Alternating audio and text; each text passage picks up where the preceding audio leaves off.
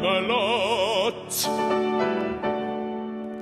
Camelot, draw yn Ffrainc fe ddaeth dy gyrru.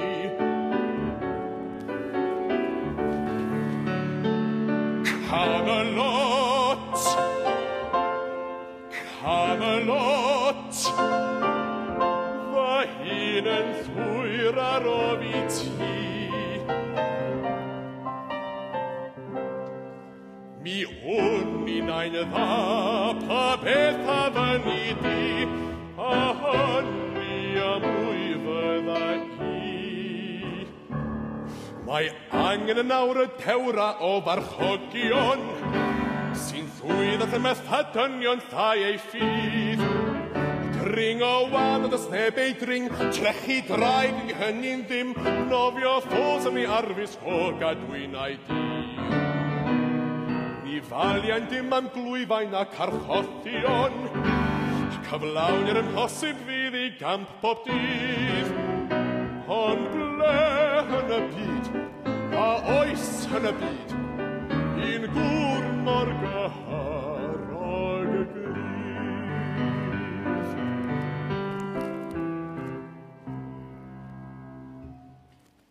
C'est moi, mae rhaid mi ddweud, my fi yr ateb i chi.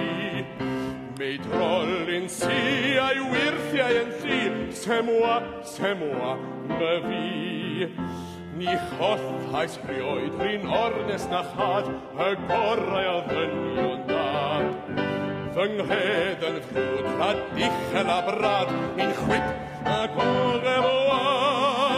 C'est moi, mor hein iach, Prometheus ffrengig wy fi.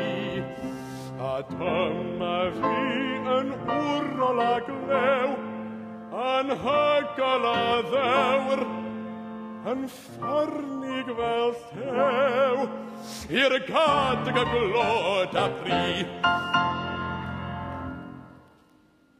Ei enad yn byr y glanaf o Gristnogion, ei gael yn y feddwl fydd mor glir ar glith.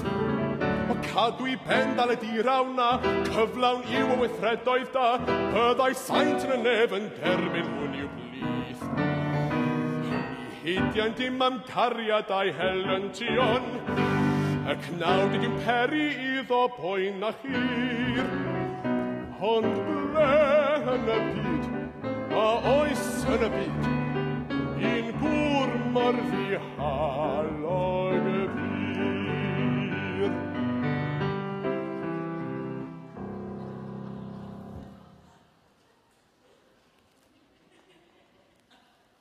C'est